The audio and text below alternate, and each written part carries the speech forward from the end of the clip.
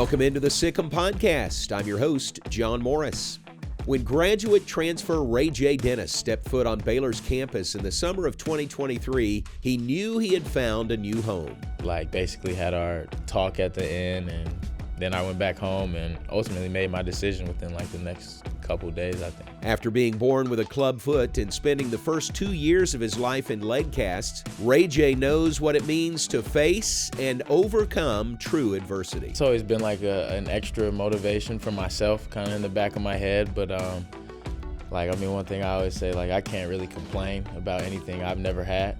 So this is the cards I was dealt, and so you got to play them. Now, as a key starter for the nationally ranked Baylor Bears, RayJ wants to continue to defy the odds and accomplish even more. I think one thing for us that's important is just kind of fall in love with the process and really just fall in love and become one with the process. The ultimate goal is to go win a national championship.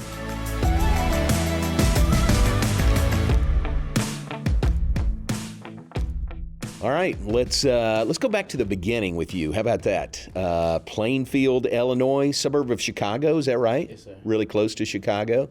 So growing up, what was that like for you? I grew up with both my parents in Plainfield. It's just like a nice, regular suburb, nothing crazy about it. I got two sisters. One's older, one's younger, and then, like I said, both my parents, and had a good childhood. Very good. All right, the people listening or watching this are begging me to say, where does RayJ come from? So tell us the origin of that. Yeah, it's pretty much just a nickname to be different from my dad and my grandfather. I'm really the third. Yeah. So just something a little different. So you're really Ray T. Ray the third. Right, yeah. If we called you Ray T, people would say, what are you doing? But RayJ, it's nice. You know, it's different. It's distinctive. Have you noticed that? Yeah, it's different. I like it, yeah. And it's stuck, so. Nice. What do you remember growing up in Illinois? Were you a sports fan when you were young? Yeah, absolutely. Not like a huge baseball fan, but Bears and Bulls fan till I die. So watch a lot of that. It's been some rough years with the Bears, but we'll get there. Yeah. But, yeah. Pretty good years for the Bulls, though. Yeah. And then grew up watching Derrick Rose. Yeah. He was one of my idols growing up, and during that time when they were in the playoffs and giving LeBron a little bit of run for his money was fun. Yeah. Am I right? Your dad was an athlete, wasn't he? Yeah, he played baseball. He's originally from St. Louis, so he was a high-level baseball player there and ended up going to TCU. For 2 years and playing, and had some injuries and things, and then transferred out. Yeah. Funny, isn't it, that you come around kind of a long way around, but here you're going to be playing TCU on a regular basis. Yeah. That's funny. Tell me about, as you grew up, you had a club foot early. What was that like for you? Yeah, so, I was born with a club foot, and I was in cast basically until I was 2 years old. And so basically, when I was younger, I just figured out how to walk and move around and maneuver with the cast on. And then, once I got them off, I just started running and never looked back, really. Yeah. What do you? That's a long time ago. You were only two, but do you remember that? Dealing with a cast. I don't. Yeah. But my family gives me a bunch of stories and how I figured out how to prop up, and because I actually had a cast on both my legs growing up, so I figured out how to prop up and walk with them and crawl and everything. So. Yeah. Man, that's tough. That's different than most 2-year-olds.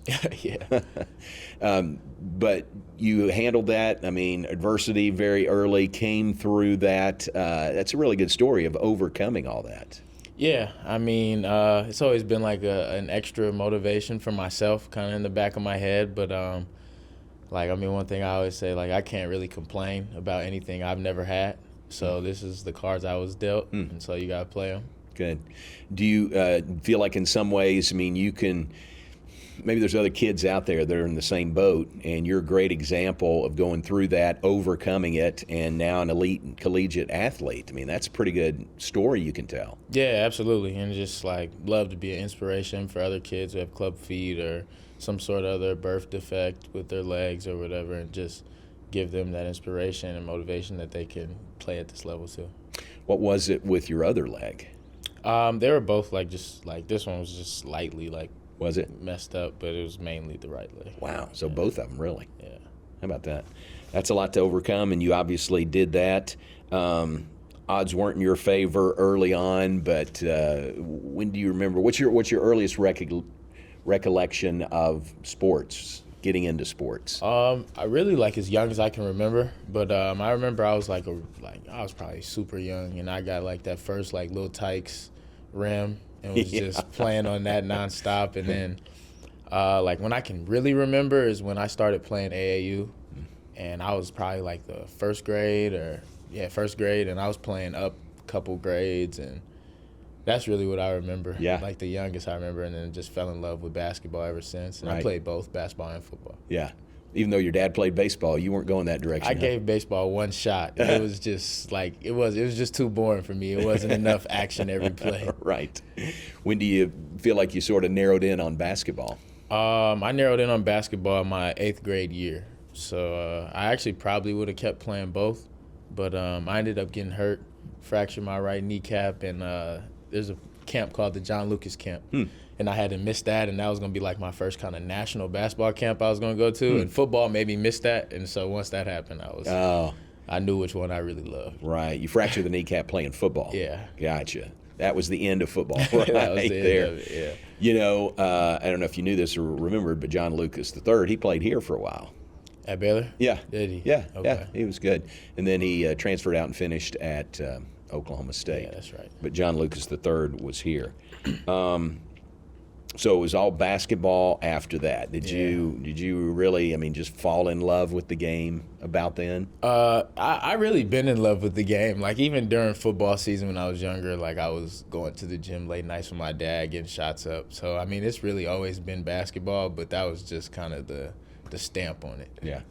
Who, any players that you really looked up to or sort of idolized when you were young? Derrick Rose being one, Kobe Bryant. I grew up watching Ryan Boatwright, and he went on to UConn to win a national championship. And then, grew up watching Jalen Brunson, kind of from my area. So guys like that. Nice. Would you say you patterned your game after any of those guys?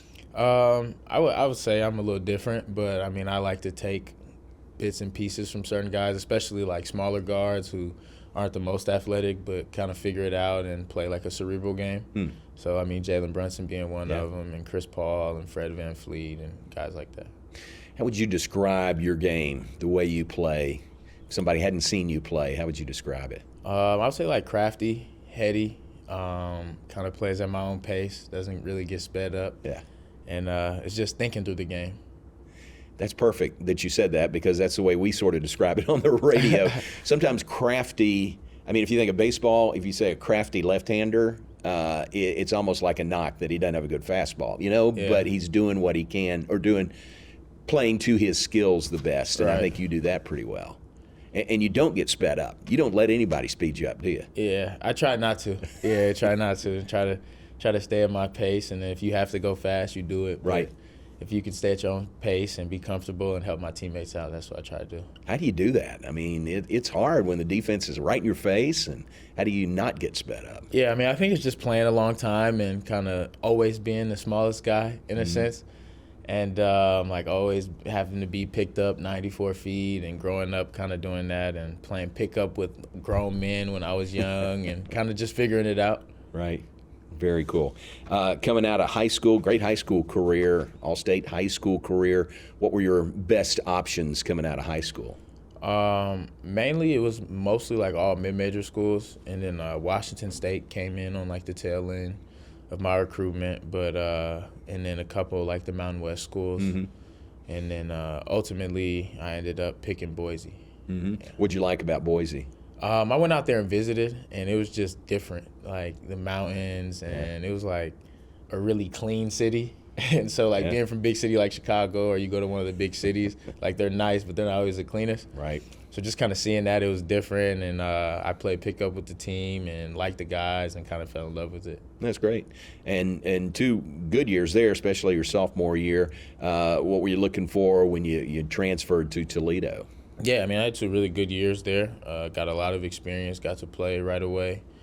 And then just wanted a better situation for myself, so Yeah. then transferred. And Toledo was actually second in line in my first recruiting. And so I made a really good relationship with those coaches. And once I committed to Boise, I called the Toledo coach and was like, I'm going to go a different direction. And he was like, that's fine. We wish you the best of luck. If something changes, though, keep my number and make sure I'm the first one you call. And so as soon as I hopped in the portal, they called me first. And it was just something there the whole time. That's pretty cool that they stayed with you and were welcoming you when you did want to make a transfer. Right. Very good. 2 really good years at Toledo, MAC Player of the Year. Your senior year, I mean, you had a great career there. Yeah, absolutely. What was that competition like in the MAC? It was tough. Yeah? The MAC is tough. I think the MAC doesn't get enough credit when it comes to conferences, especially mid-major conferences. Really tough, like physical conference. And Player of the Year honors, I mean, again, a great season, a great career, the 2 years there, but especially your senior season was terrific. Yeah, no, it was a fun year. I kind of was building up. I had a good junior year and got to play with a really good guard, Ryan Rollins, and had other great teammates. And my coaches just kind of believed in me. And then he left and got drafted, and I kind of stepped into that role, and it worked out. How would you say your game has progressed and just moved forward, from that time to now? I've gotten a lot more mature. Not as emotional, and meaning like in a bad way, not letting like mistakes and missed shots or runs from other teams mess with me as much. And I would say that's one of the biggest things, kind of being able to stay level-headed. So after Toledo, you go back in the transfer portal. What was your first contact that you remember with Baylor? The first day in the transfer portal, that first day in the transfer portal was kind of crazy. How many schools did you hear from? I can't even tell you. Really? I don't know. It was a lot. It was a lot. I couldn't even use my phone. It was just buzzing nonstop for probably the first hour and a half. Right. So, but it was the first day, and I tried to respond to everybody. I'm sure I missed some guys, but I tried. And got on the phone with Scott Drew and just kind of moved on from there. Yeah, you get on the phone with Coach Drew, you're hooked. Yeah. Right. Right. But hey, I can't imagine what that's like. How quick things go when you're in the portal.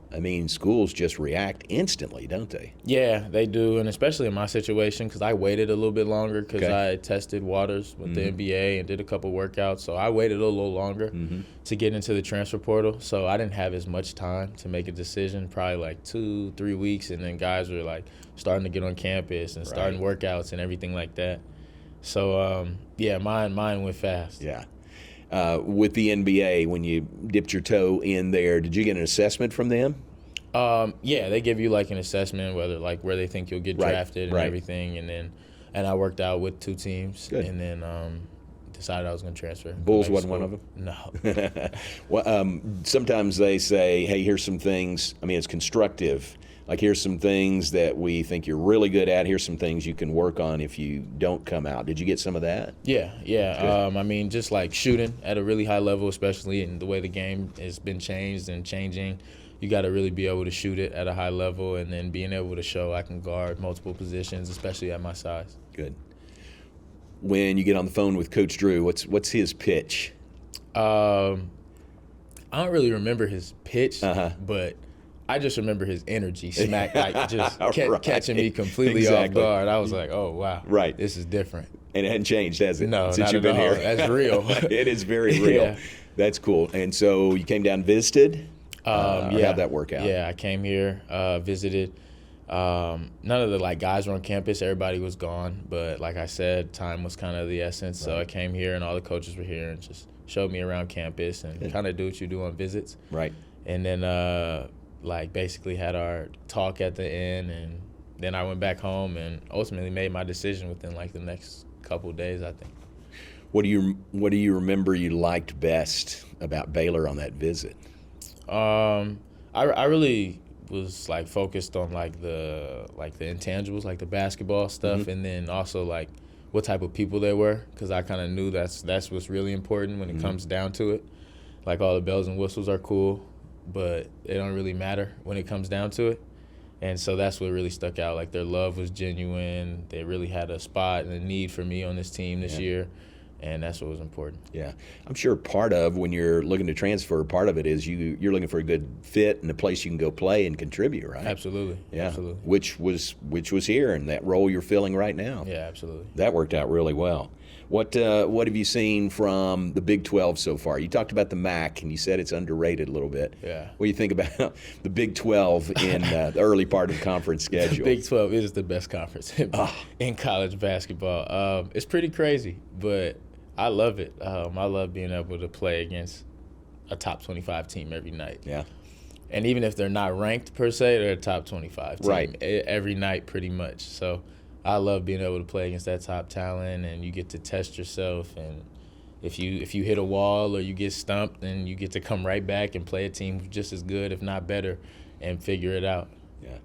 Yeah. Is that what you were looking for, to really challenge yourself and play against really good teams? Yeah, absolutely. I mean, being a competitor and playing at this level and playing basketball as long as I have, like, that's all you want to do is just test yourself against the best and who says they're the best and figure it out. Yeah, this is it, isn't it? Exactly. Man, wild games, one-possession games, every game. And like you said, if it's not a ranked opponent, it's a team that's good enough to beat a ranked opponent. Right.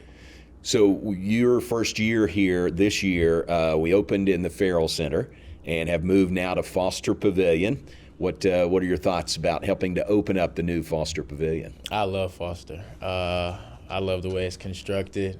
I love the way it looks, and then it's loud. It's really loud, so it's definitely a home court advantage. You guys can feel that, can't you, on the court? Yeah, absolutely. Some people have said the lighting is better, different. Have you noticed that? Yeah, the lighting is better than it is here at Farrell, for sure. Yeah, that's a real plus. Yeah, absolutely. And the noise and the crowds, they're great. And you're part of history. You're part of the first team to play in Foster Pavilion, opening the pavilion this year. I mean, that's significant. Yeah, absolutely. I mean, that'll probably be the only time in my career I get to open up a new arena, a new stadium. So, you would think so. What's it like? How would you describe coming in and meshing with everybody that's here, the newcomers, the guys that were already here? Seems like you guys have done a real good job of that. Yeah, I mean, I thought one thing that was important, and like I've learned from my past teams, is that like the closer the team is and connected, and guys don't go off in their own cliques, the better the team normally turns out to be. So that was something that I tried to make a point this summer, and we did as a group, and we got really close and became like friends and really loved each other, and I think it'll help us in the long run. Good. Coach Drew's best teams here have been the teams that have the best chemistry, and this team seems like it's one of those. I mean, it seemed like really good chemistry by you guys. Yeah, absolutely. And it started in the summer and just kind of getting to know each other at first, and then we went on the Paris trip and got really close there and just with each other for 10 days, getting to hang out for 10 days. So that was fun. That was a plus, wasn't it? Absolutely. To have that really, the games are one thing, but just the bonding of the trip, that's a benefit for you guys. Yeah, I think that was probably the most beneficial thing from that trip, was just being able to bond and get closer and really learn each other. Yeah. So guards for you guys, I mean, the starting three would be you and Jaden and Jacoby, really three new guys to the program this year. But again, you guys have come in and made your mark really early.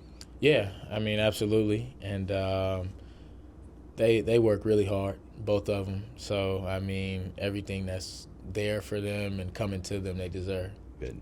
About off the floor, what do you like to do away from basketball? Away from basketball, if it's nice outside and the weather's nice, I'll go play golf. Oh, nice. Yeah, I like to golf. My favorite golf course was when me and Caleb, actually, when we went to, where were we? In Monaco? Me and Caleb went and played in Monte Carlo. Did you really? Yeah. So, wow. So, I mean, it was a little expensive, but it was worth it, though. Yeah. Like, the views and just everything, like, that's by far the best golf course I've been on. Oh, my gosh. Can't imagine that. Yeah. It was weird, though, because, like, you know how, like, here in America, like, everybody has a golf cart? Right. Like, nobody had a golf cart on the course. Like, they had, like, 4 for the whole, like, club. So it was crazy. Me and Caleb were, like, the only ones in the cart. Everybody else was walking. How'd you shoot? Actually pretty bad, but it was all right. Right. Scenery was good. Yeah, scenery was good. Man. Well, it's the middle of the winter now, but when spring comes and summer comes, It's nice weather here in Central Texas. Yeah, absolutely. You can get out there just about any day. What goals would you say you have for yourself and for the team this year? I mean, the ultimate goal is to go win a national championship. But I think one thing for us that's important is just kind of fall in love with the process. Like this past week, close losses, overtime loss, and then a buzzer beater loss. Like, it's gonna happen, and we gotta figure out how to overcome it and really just fall in love and become one with the process. Yeah, that's very good. Would you like to play at the next level after Baylor? Yeah, absolutely. If that's what's in the cards for me, and God willing, and I'm blessed to do that, I love playing NBA. Good. Hope that happens for you. When your time at Baylor is done, and you've still got the rest of this season, the postseason to go, but when your time at Baylor is done, how do you hope fans will remember you? I hope fans remember me as just somebody who was like an all-around good guy, and then a leader and a winner. Thanks again for joining us on the Sic Em Podcast, a sport and story production. If you enjoyed this conversation with RayJ Dennis, head over to BaylorPlus.com where you can watch the premium video version of this podcast. Be sure to subscribe to the show wherever you get your podcast, leave a review, and tell your friends about us. I'm your host, John Morris, and I hope you'll join me next week on another edition of the Sic Em Podcast.